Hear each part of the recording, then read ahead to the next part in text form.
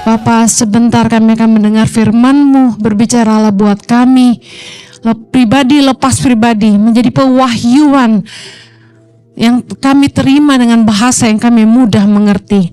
Tolong hamba-Mu, karena sungguh tanpa Engkau hamba tidak mampu menyerahkan setiap menit-menit ke depan ke dalam pimpinan Roh Kudus penuhnya. Hanya di dalam nama Yesus yang siap diberkati Tuhan, sama-sama katakan Amen. Silakan duduk kembali. Sore hari ini saya akan khotbah tentang mana yang lebih penting, kehidupan atau penghidupan, uang atau orang, kesehatan atau kekayaan. Mari kita lihat firman Tuhan. Lukas 12 ayat 23. Karena kita tuh kalau nggak diajarin gini ya, yang dipikirin di otak kita tuh cuan-cuan-cuan, ya kan? Lukas 12 ayat 23. Baca sama-sama 3, 2, 1. Sebab hidup itu lebih penting daripada makanan. Tubuh itu lebih penting daripada pakaian. Yesus mengajarkan dalam Lukas 12 ayat 23 bahwa hidup kita lebih penting dari makanan. Tubuh kita lebih penting dari pakaian. Apa artinya? Hidup itu bicara soal well-being, ya. Bicara tentang kehidupan. Kehidupan kita lebih penting dari penghidupan kita. Tubuh kita bicara soal kesehatan kita. Fisik kita itu lebih penting dari penampilan kita. Saya akan bahas satu-satu. Makanan bicara soal kebutuhan. Perut manusia, banyak orang hidup dipimpin perut. Rasa lapar, kata firman Tuhan, memaksa orang bekerja. Dalam Amsal 16 ayat 26. Rasa lapar bekerja untuk seorang pekerja karena mulutnya memaksa dia. Makanan bicara soal kebutuhan. Dalam hidup ini, hidup orang tuh lebih didrive oleh kebutuhan dan keinginan, sehingga orang banyak mengabaikan kehidupan. Banyak orang yang mentingin cari uang, kerja terus, cari uang terus untuk mencukupi kebutuhan dan juga memenuhi keinginan. Kita harus bekerja karena supaya hidup kita berbuah. Kita harus kerja untuk mencukupi kebutuhan rumah tangga kita, keluarga kita, hidup kita sendiri. Kata firman Tuhan, supaya hidup kita tidak jadi beban. Katakan amin. Tapi pada dasarnya yang namanya kebutuhan itu adalah makan, minum, pakai. Rumah menjadi salah satu kebutuhan. Anda ngontrak, Anda nyicil, rumah merupakan kebutuhan. Tapi pada dasarnya, kenapa orang tidak pernah berhenti bekerja adalah karena gini, banyaknya keinginan yang harus dipenuhi. Bukan lagi kebutuhan. Banyak orang lebih dipimpin oleh keinginan. Karena driven by desire, bukan driven by needs. Orang gak ngerti kata cukup. Hidup orang lebih dipimpin oleh keinginan yang gak ada habis. Sementara orang itu gak sadar bahwa hidupnya tuh sudah gak berkualitas. Dia udah gak ngurus dirinya sendiri. Karena yang dicari duit, kerja terus demi duit, harta yang ditumpukin. Tapi dia melalaikan kehidupannya sendiri. Ketika orang mulai didrive sama keinginan yang gak ada habisnya, mereka gak sadar bahwa hidup mereka mulai tidak berkualitas, hidup mereka mulai tidak merdeka, dan hidup mereka mulai tidak bahagia. Nggak ada lagi waktu untuk santai, nggak ada lagi waktu untuk istirahat yang cukup, nggak ada lagi waktu untuk olahraga, nggak ada waktu untuk rekreasi sama keluarga. Makan bersama tiap malam jadi susah. Bahkan cari waktu untuk berlibur setahun sekali bagi banyak orang itu kendala. Papa nggak ikutlah, toko lagi rame, kalau libur lebaran kalian aja. Banyak nggak yang gitu? Saya mau kasih tahu, diberkati itu adalah gini, kita bisa merasa cukup dan punya karunia menikmati. Katakan amin. Ukuran diberkati itu bukan seberapa banyak harta. Saya bukan konglomerat, tapi menurut Anda saya diberkati? Orang itu diberkati kalau dia bisa ngerti rasa cukup. Bahasa Inggrisnya fulfilled, content. Kita bisa ngerasa content, cukup. Konten tuh gini, kayak happy gitu loh. Kayak udah merasa, aduh, I feel so content gitu. Content buat beberapa orang itu masalah, bikin dia jadi malas dan gak mau berusaha lebih. I agree, tapi konten adalah berkat Tuhan. Karena banyak orang hartanya sebanyak apapun never feel content, gak feeling fulfilled, gak pernah merasa cukup. Diberkati adalah diberi karunia menikmati. Kita lihat Pengkhotbah 5 ayat 18. Kita baca sama-sama 3, 2, 1. Setiap orang yang dikaruniai Allah kekayaan dan harta benda dan kuasa untuk menikmatinya, untuk menerima bagiannya, dan untuk bersukacita dalam jerih payahnya, juga itu pun karunia Allah. Boleh nggak kerja? Boleh. Kerja keras boleh nggak? Boleh. Cari cuan terus boleh nggak? Boleh. Tapi ingat, kalau kamu nggak punya karunia menikmati kuasa untuk menikmati setiap harta benda, berarti Anda tidak diberkati. Mengambil waktu bersukacita dalam jerih payah adalah berkat Allah. Katakan amin. Saya percaya bahwa Pengkhotbah 3 bilang begini, segala sesuatu ada waktunya. Ada waktunya kita kerja keras. Ada waktunya kita menikmati hasil kerja keras. Yang setuju katakan amin. Saya punya istilah gini, orang yang gak diberkati Tuhan itu kaya tapi miskin. Kok bisa? Kalau Anda berpikir bahwa Anda sampai nggak punya waktu untuk liburan sama keluarga, berarti Anda miskin. Orang yang kaya tuh gini, dia punya kebebasan untuk berkata stop kerja. Waktunya saya liburan. Ini orang kaya. Tapi kalau orang harta udah banyak tapi nggak bisa tutup toko, artinya dia miskin.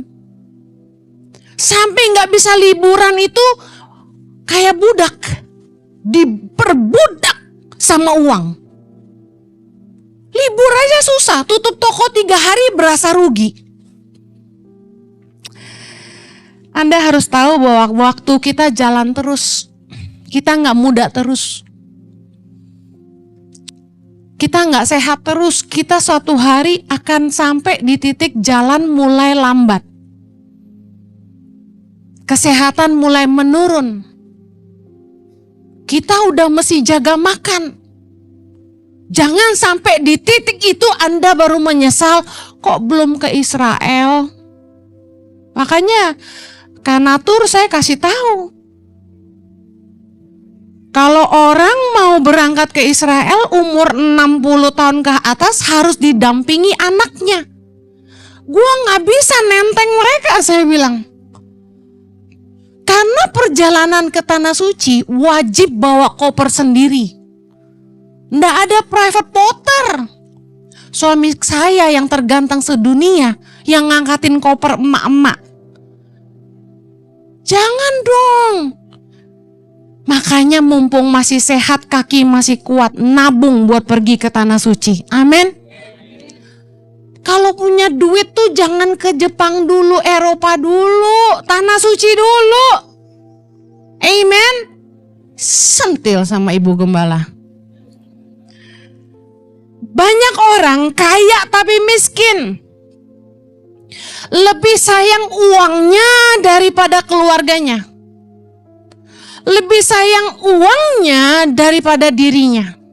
Pengkhotbah 6 ayat 2 bilang gini, orang yang dikaruniai Allah kekayaan, harta benda dan kemuliaan, sehingga ia tak kekurangan sesuatu pun yang diingini. Kaya gak nih orang? Mau apa aja bisa.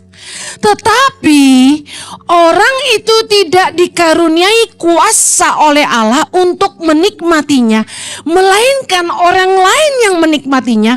Inilah kesia-siaan dan penderitaan yang pahit. Nah, ini bicara apa? Jangan sampai Anda tuh kerja terus tapi Anda gak nikmatin. Begitu Anda tua, yang nikmatin mantu Anda. Mantu Anda bawa keluarganya, bawa teman baiknya. Haleluya. Karunia menikmati harta bangsa-bangsa. Berkat Tuhan bagi kita hanya bisa kita nikmati kalau kita ngerti. Hidup ini lebih penting daripada makanan. Hidup Anda lebih penting daripada keinginan dan kebutuhanmu. Dengar baik, jangan karena penghidupan Anda lupa menghidupi hidupmu. Banyak orang gak enjoy life. Saya yang ngeliatin orang-orang yang kayak gini, saya kasihan. Hidup itu diperbudak sama uang. Kerja terus sampai stres. Saya kasih tahu, saya kalau kerja keras. Bahasa Inggrisnya gini, susah bahasa Indonesia. I work hard, I play hard. Kalau Anda kerja sungguh-sungguh. Tapi waktu Anda punya waktu sama keluarga, nikmati sungguh-sungguh. Saya bersyukur suami saya bertobat. Dulu dia lebih ngirit kalau sama keluarga, royal sama orang lain. Kewalik. Harusnya kita lebih royal sama keluarga sendiri. Kenapa? Orang-orang yang bersama-sama kita waktu susah, mereka yang layak menikmati hasil kerja keras kita. Amin. Waktu kita susah yang menderita siapa? Istri, anak-anak, benar? Suami, anak-anak. Kenapa waktu kita kaya yang kita traktir terus pegawai, teman, sementara anak bini ngirit loh gitu. Saya bersyukur Pak Jojo sekarang sangat murah hati sama saya. Dulu kalau liburan, saya bilang sayang, udah setahun cuma 2 kali ngajak anak-anak liburan, jangan bintang 3 mulu dong. Kasian. Terus tiap kali kami liburan, koper saya isinya apa Bapak Ibu? Segala yang instan-instan buat sarapan. Supaya ngirit Bapak Ibu.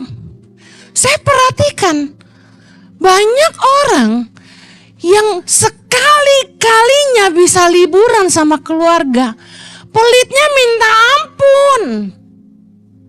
Hotel cari yang murah, kalau bisa Airbnb yang gak jelas.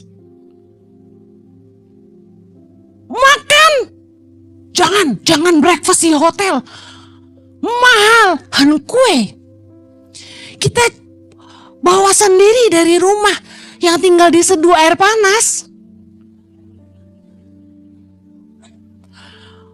Bapak, kita udah sampai di sini. Boleh naik mainan nggak yang gini-gini? Mahal nak. Ntar di Ancol aja. Kerja capek-capek, jangan pelit sama keluarga, nikmatin. Makan lu ngirit, jalan sama keluargamu medit. Kebalik itu. Suami saya brainwash. Saya bilang gini, Jo, saya kerja capek loh. Masa saya liburan begini? Hotelnya kecil bener. Buka koper aja gak ada tempat. Sampai buka pintu susah kalau koper udah buka. Pelit amat Jo gitu. Anak-anak juga komplain ya kan. Aduh kesian ya anak saya. Tapi sekarang suami saya baik banget sama saya. Ampun dah. Tepuk tangan buat Bapak Gembala. Gitu dong. Biar aku dikasih terus yang terbaik ya kan. Saya senang. Sekarang suami saya udah berubah. Kalau liburan keluarga paling minim bintang 4 lah. Seneng saya. Ya iya dong. Giliran tamu pendeta mana? Bintang 4 gitu kan. Istri sama anak jalan-jalan bintang 3. Kebalik dong. Ayo suami-suami berubah. Istri-istri senggol suaminya. Kayak Pak Jojo dong. Gitu. Saya kasih tahu. Kayak buat apa kalau Anda nggak bahagia? Kayak buat apa kalau rumah tanggamu nggak saling setia? Tahukah Anda salah satu berkat Tuhan itu dalam penghidupan kita adalah kebahagiaan? Pengkhotbah 9 ayat 9. Nikmatilah hidup dengan istri yang kau kasihi seumur hidupmu yang sia-sia, yang dikaruniakan Tuhan kepadamu di bawah matahari. Karena itulah bagianmu dalam hidup dan dalam usaha yang kau lakukan dengan jerih payah di bawah matahari. Salah satu berkat Tuhan dalam hidup ini adalah kebahagiaan dalam rumah tangga. Jangan cari duit terus, tapi kalau pulang ke rumah berantem udah kayak kapal pecah. Anda gak mau pulang cepet-cepet. Tunggu bini gue tidur baru gue pulang. Kenapa? Ewet. Ada istri-istri ya yang saya perhatikan, suaminya kaya juga gak bahagia. Makanya saya ngambil kesimpulan, kebahagiaan itu tidak ditentukan oleh kekayaan. Banyak orang yang stres punya suami kaya, soalnya banyak wewe gombelnya. Saya ya bukan bersyukur Pak Jojo gak kaya raya ya.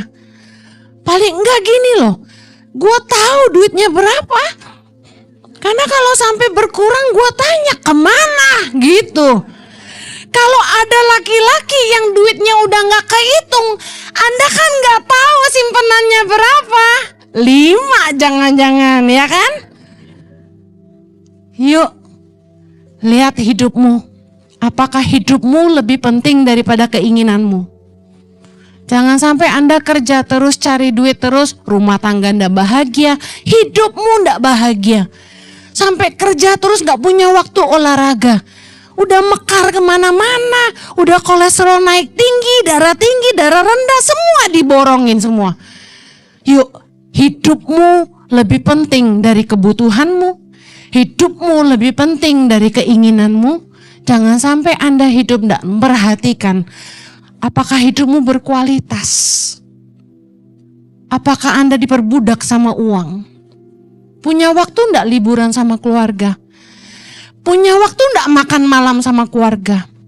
Punya waktu tidak untuk olahraga? Punya waktu tidak untuk sekedar nonton TV dan bersantai? Saya kasih tahu, santai nggak dosa. Ketika saya day off, saya benar-benar ngambil waktu untuk bersantai. Sayangnya hampir gak ada day off sejak jadi gembala, saudara. Learn to reward yourself. Katakan saya layak menikmati hasil kerja keras saya. Yuk, babat mindset pelit. Pengkhotbah 5 ayat 9 bilang siapa mencintai uang tidak akan pernah puas sama uang. Berapapun banyak hartamu, you will say never enough. Oleh karena itu belajar mengerti kata cukup, kehidupanmu lebih penting daripada keinginanmu. Yang terakhir, Lukas 12 ayat 23 tadi bilang gini, tubuh itu lebih penting daripada pakaian. Tubuh kita yang di dalam nih lebih penting daripada pakaian. Orang seringkali lebih fokus kepada penampilan daripada kesehatan. Pakaiannya sih branded, tapi banyak penyakit. Kalau Anda punya uang, harusnya yang penting, lebih penting itu digunakan untuk merawat dirimu, bukan cari pakaianmu, bukan penampilanmu, bukan mobilmu. Mobil boleh Lexus, Mercy, segala macam. Tapi buat apa kalau Anda tidak sehat? Mau naik mobil, nggak bisa mobil sport, mau turun aja nggak bisa squat. Kalau Anda punya uang, nomor 1, rawat dirimu. Katakan aku harus merawat diri. Ada istri yang saya lihat, suaminya berpenghasilan fantastis. Istrinya ngatur uang pinter. Setiap bulan dibelikan aset dan investasi. Top. Istri bijak. Tetapi istrinya tidak merawat diri. Apa yang terjadi? Ada pepatah berkata wanita itu diuji saat di bawah dan laki-laki diuji saat di atas, bukan? Tapi menurut saya, baik kaya maupun miskin, ujian selalu ada. Suami yang penghasilannya lumayan, tapi karena istrinya kurang menawan, akhirnya jatuhnya sama teman atau karyawan. Karena itu, jangan lebih sayang uang daripada orang. Kalau Anda mengasihi suami Anda, rawatlah diri Anda. Kalau Anda mengasihi istri Anda, rawatlah diri Anda. Saya mau ngomong apa yang real. Masalahnya tuh bukan soal mempercantik diri aja. Suntik sana, suntik sini, betot sana, betot sini, tarik sana, tarik sini. Bukan cuma itu. Itu penting. Tapi memastikan bahwa apapun yang masuk ke mulutmu dan menyentuh kulitmu haruslah berkualitas, jangan asal murah. Heran, kalau makan ngirit tapi bisa beli tas branded. Kalau perawatan ngirit-ngirit tapi bisa beli baju branded. Orang lebih ngutamain penampilannya, bajunya, tasnya, sepatunya, jam tangannya daripada kesehatannya. Bu Heni, kan treatment kecantikan mahal, Bu. Saya nggak tahu karena saya kan di endorse. Nah, tuh saya bilang gini, Ibu bukannya mampu. Soalnya saya lihat dari atas ke bawah branded semua. Orang bisa beli baju branded, tas branded, sepatu branded, tapi kalau perawatan ngirit-ngirit. Padahal yang menyentuh kulitmu dan masuk ke mulutmu, which is ke tubuhmu, itu harus berkualitas. Karena tubuh lebih penting dari pakaian. Tubuh lebih penting dari penampilan, katakan amin. Giliran makan cari yang murah. Ke pasar nawar 5.000 aja gak mau. 2.000 gitu. Berapa tuh nasi campur? 45.000. Ih mahal. Kalau deket rumah saya cepet 3. Makanan pelit tapi bisa beli tas branded. Bingung saya. Ini sejujurnya di depan mata saya menemukan Saya lihat bagaimana orang kasih makan anaknya. Ngirit, gak mau bayar breakfast di hotel.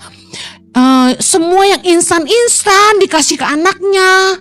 Yang tinggal digoreng tuh, tahu kan ya, kita kan gak boleh sebut brand, gak boleh sebut produk. Pokoknya yang instan deh, yang cepet gak pakai repot gitu. Ya, yang tinggal drive thru gitu, ya kan? Junk food. Itu yang dikasih ke anaknya. Murah, meriah, dan cepat, Ibu Heni. Iya, tapi anak lu gak sehat. Dapur menentukan masa depan. Makanan menentukan masa depan. Setuju gak? Apa yang Anda tumpuk dari kecil sampai besar, Anda tuai umur 40-50. Giliran yang masuk ke dalam mulut, which is mempengaruhi kesehatan, sama segala sesuatu yang bersentuhan dengan kulit, kita ngirit-ngirit. Tapi giliran penampilan, branded. Yang tersinggung gak apa-apa, yang penting bertobat. Jangan sampai Anda ngutamain penampilan luar, tapi dalamnya gak sehat. Saya perhatikan orang pakai emas kanan kiri ya, tuh cincin, ya ampun, 4. Batunya gede-gede, kilau-kilau sampai silo. Jam tangan mahal. Bajunya, nggak tahu dah tuh merek apa. Asli apa enggak gue juga nggak tahu. Tapi semua ikat pinggang bisa keren. Tapi kancing nggak bisa. Udah nggak bisa ke kancing perutnya. Artinya apa? Kok mengutamakan penampilan luar, kesehatan gak diurusin. Kalau Anda punya duit, kurus tuh gampang. Saya ngomong terus terang. Anda tinggal bayar tuh klinik-klinik kesehatan, klinik-klinik kecantikan yang bisa merawat Anda. Saya sama Pak Jojo produk hasil endorsan yang berhasil. Anda tinggal ke sana tanya. Kok bisa tuh Bu Heni kurus? Saya kasih tahu, satu kali kita mau undang dokter nutrisinya untuk bagikan di sini. Anda mau? Mau kurus? Mau sehat? Kurus bukan ukuran sehat. Karena banyak orang kurus yang gak sehat. Kita mau belajar bagaimana hidup sehat. Kalau Anda sayang sama istri Anda sayang sama suami Anda sayang anak-anak Anda harus sehat. Katakan aku harus sehat. Kesehatan adalah aset yang paling berharga dalam hidup kita. Percuma harta banyak kalau kita nggak sehat. Makan apa nggak bisa, kemana-mana nggak bisa. Apalagi yang takut naik pesawat. Anda mau kemana? Kalau gaya hidup Anda nggak berubah, saya kasih tahu.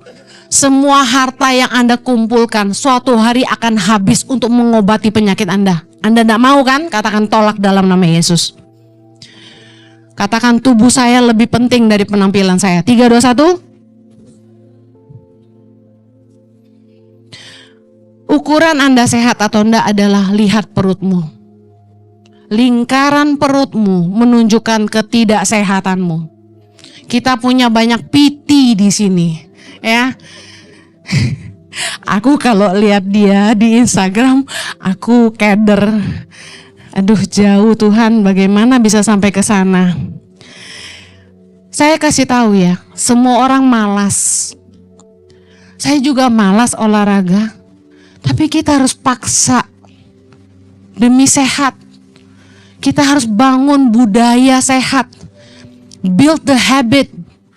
Segala sesuatu yang Anda lakukan katanya lebih dari 22 kali setiap hari jadi kebiasaan.